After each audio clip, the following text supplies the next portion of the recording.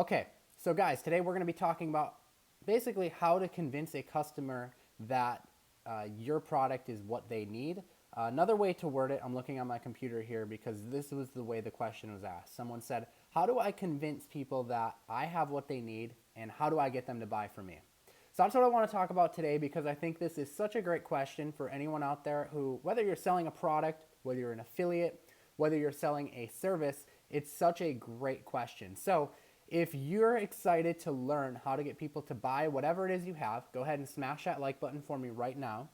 And if you're new to the channel, welcome. I'm Paul James. I'm so happy that you're here. Do me a favor and hit the subscribe button right below this video. And then after you subscribe, comment on it saying I've subscribed and I'll do my best to reply back to you. I'm big on interaction with this channel and I'm so happy that you're here with me today. Okay, so let's get into it. How to convince a customer that they need to buy your product or your service.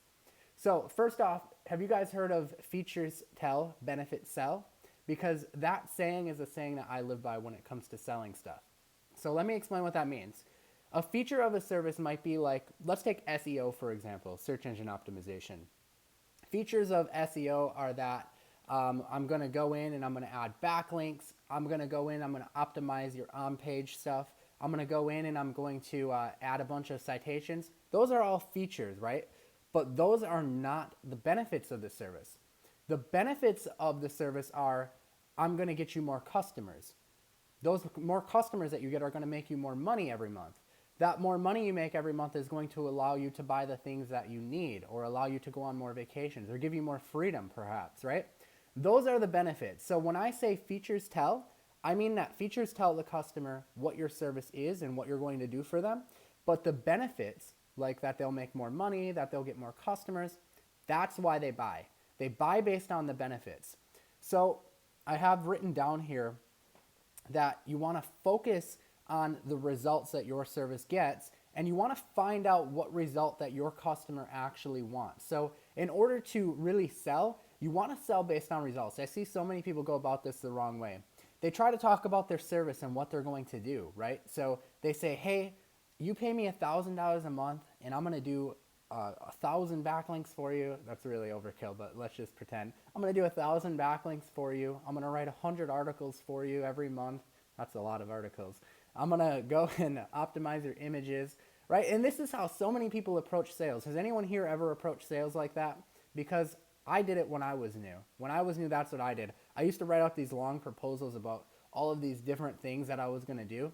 And let me tell you, customers do not buy off of that. I see Chris says I'd buy that. You'd probably buy that because you're an SEO guy, so you know about SEO. But if you're a business owner, you don't care about all that garbage. That means nothing to you. If you're a plumber or if you're a doctor, 1,000 backlinks mean nothing to you. So instead, what you want to sell on is, I'm going to get you 10 new customers this month. How much are your customers worth? And you ask them that. You want to ask them, what is the result that you want? How many customers do you have right now? So if they say 10, then you mark that number down. Okay, you have 10 customers right now. Let me ask you this. How many customers do you want? Okay, and maybe they say 20, maybe they say 30 each month. Now you've just found what their result is, and now you want to sell them on that result. So your service, ideally, whatever it is, and I'm just using this as an example, guys. This applies for anything, though. This can apply for if you're an affiliate of a product. You know, your ideal customer who would buy that product has an end result that they want. And you need to figure out what that end result is because you cannot successfully sell them unless you know what their end result is. If this is making sense, guys, give me a thumbs up right now. Okay? If this is making sense, give me a thumbs up right now. So many people are going out there and they're trying to sell based on all of the things that they can do. But that's not why customers buy. They buy because of the result that you'll get them. Okay, so now that we know that, we know not to focus on the tasks, the mundane tasks that we're doing for them, because of course we do tasks to get them the result. We need to focus on the result, the end result that they want. Okay, so once you find out what result they want, you need to find out what pains they have because they're not getting that result. So everyone has some sort of pain when they don't receive the result that they want. So it might be that they're having trouble making payroll. It might be that they aren't able to take enough vacation. It may be that they aren't able to get bigger jobs because they don't have the cash flow. You want to find out those pains. So you can literally ask them, okay, so you're at 10 clients a month right now. You want to be at 20. You know, why do you want to be at 20? What is the reason why? Are you struggling to, you know, do this or that? And literally dig in and find out what those pains are, because these pains are going to make it easier for you to sell your service, because you're going to be able to go back. If they give you any objections at all, you're going to be able to go back and say, well, John, you just told me that you're having trouble meeting payroll. So wouldn't you like to just sort this out right now and hire me to help you get those 10 extra clients a month so that you don't have any trouble at all meeting payroll any month further, right? Does this make sense, guys? I mean, if you can focus on the result that you're getting them and you're confident in your delivery, you got to be confident in your delivery though. Excuse me, you got to be confident in your delivery though, right? You don't want to promise something that you can't deliver. So that's another thing. Be confident. Be confident about your delivery. If you're not confident that you can do it, at least be confident that you can hire someone else to do it, because outsourcing is big, right? I outsource a lot of stuff. So I might not have like all of the resources to do it myself because I don't have the time. But I know that if I get a job, I can go and I can hire someone. I've got the knowledge to hire the right people to help me deliver and get them that result. So that's another thing, is to be confident. I see a lot of people saying, hey, welcome to the live stream, guys. So happy that you're here. Okay, next is don't appear desperate. This is my next tip. A lot of people appear desperate and they start to think like, okay, what's going to happen if I don't get this client? Now, I know that when you're first starting off, it can be a big deal to not land a client, right? It can make or break you, because you might just be starting off and you may be thinking like, you know, if I don't get this client, what am I going to do? I'm going to have to go back to my day job, or I don't know what situation you're in, but I'm just giving you, ideas or maybe theories of what situation you might be in. But here's the thing. You can't appear desperate. You can't let desperation go through to the client. The client will recognize that desperation if you're too desperate. So I want you to pretend, even if you're not in the situation where you can be this way, but I want you to pretend that this client that you're talking to, when you talk to them, is not going to make or break your business, right? And again, maybe you're not in that situation, but pretend that you are, okay? Pretend that you are, so that that desperation doesn't come across to the client.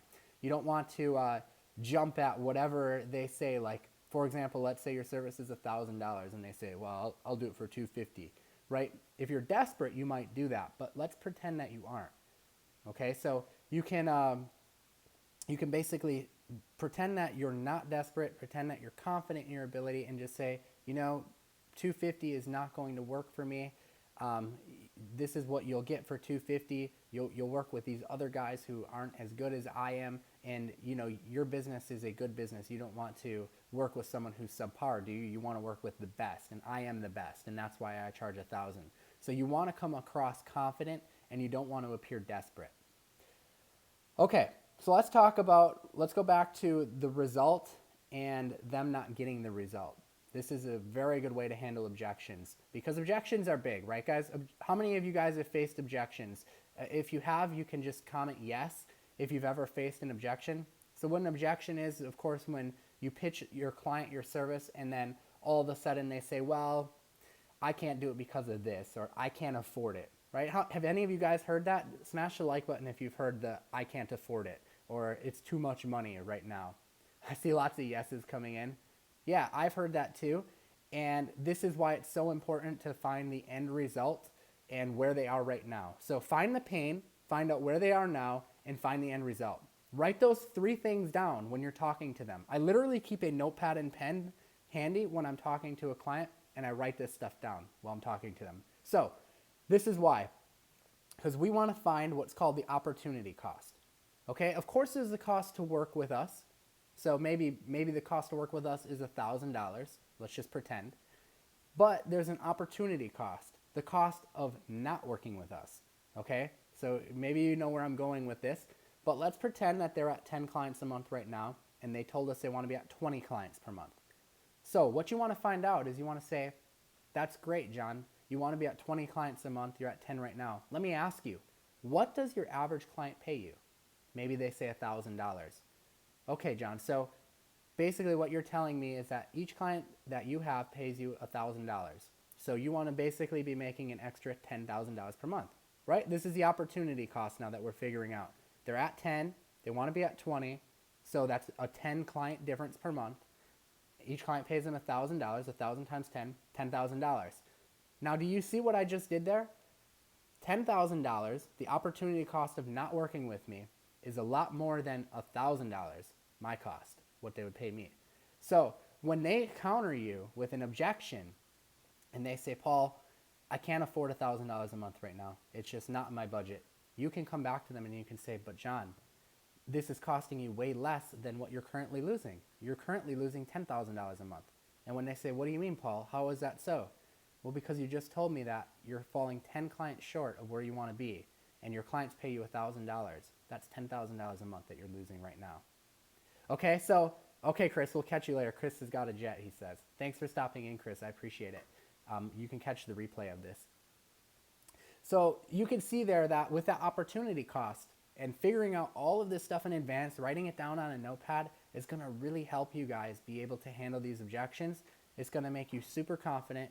It's going to make you not appear desperate. So I've kind of helped you overcome all of those obstacles, because these are obstacles that I used to really face. And everyone gets nervous still, even I get nervous still when I'm talking to clients sometimes.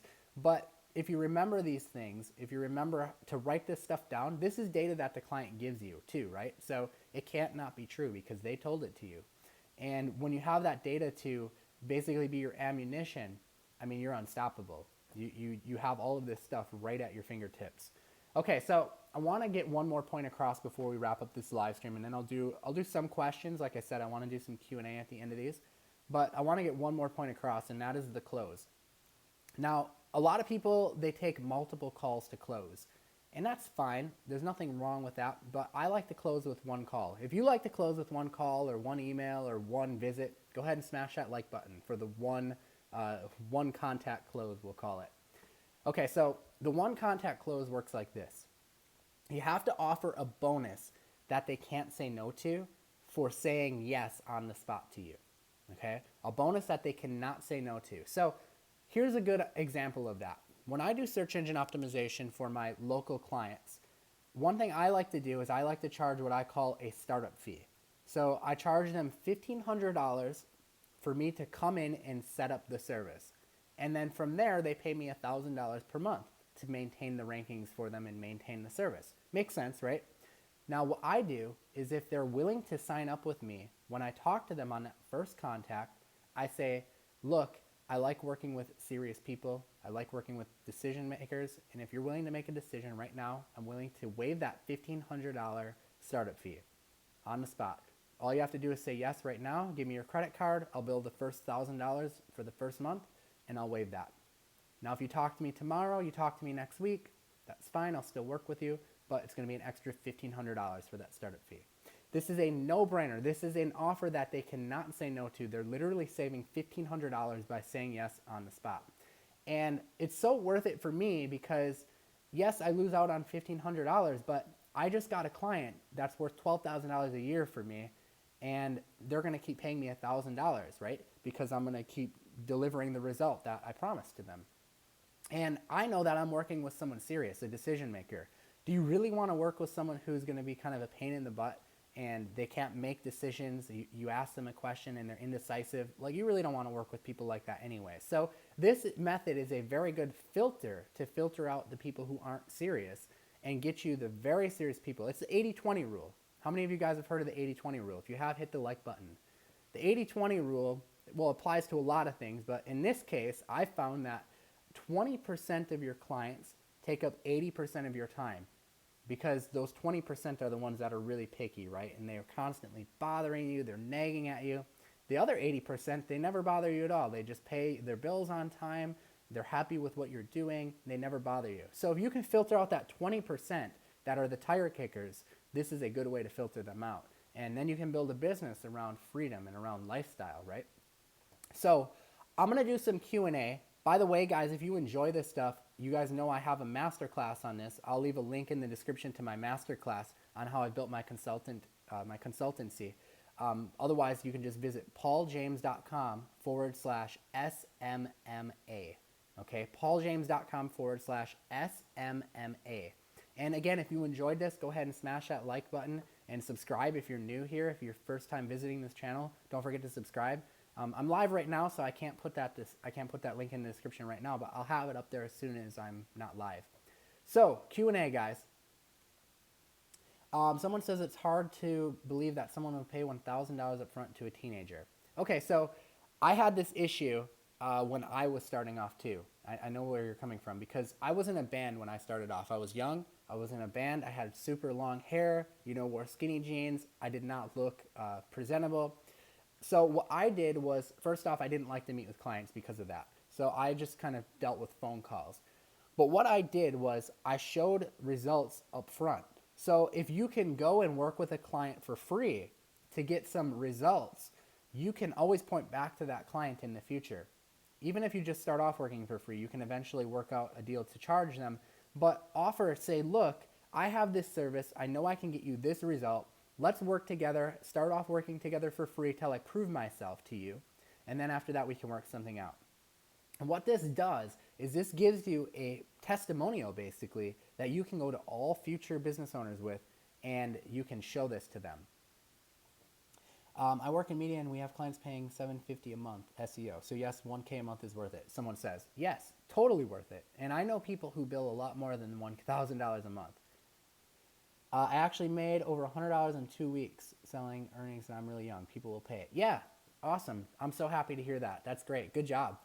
So yeah, whoever asked that question originally, I mean, you can see there's tons of people commenting in the live chat right now that it's possible that they're doing it. So I think it's that matter that I said before of being confident. You got to be confident, and you can do it. Other people are doing it. There's no reason you can't do it too. I actually like working with younger people myself. When it comes to stuff that I'm doing, whether it's looking for a programmer, whether it's looking for a graphic designer, editor, I like working with younger people because younger people know the new stuff. They know the new techniques, the new trends. Older people seem to get complacent. I'm not saying all older people, but that's just what I noticed. That younger people are up on the top trends. So, which social media do I use? I mean, it's up to you. You can use really whatever you want. I'm big on YouTube, obviously. That's what I really like. Facebook, Instagram is really popular right now. I love Facebook advertising. That's really big. Any other questions, guys, before we wrap this live stream up? I'm about to start drop shipping. Any tips? I know you might experience in that sort of thing. Yeah, so I've done some drop shipping actually. I will say that you should pick an item that's light, that's going to not cost a lot to ship. If you're looking on AliExpress, look for e-packet shipping. That's going to be some of the best shipping methods to use, so check that out. Pick from a reputable seller. You want to pick a niche that's kind of like a hobby niche that people are going to be passionate about. You don't want to pick a kind of an obscure niche that people don't really share about on Facebook. Let's see, 5 tips for small businesses to fix their SEO that they can do. On-page optimization. They can optimize the images.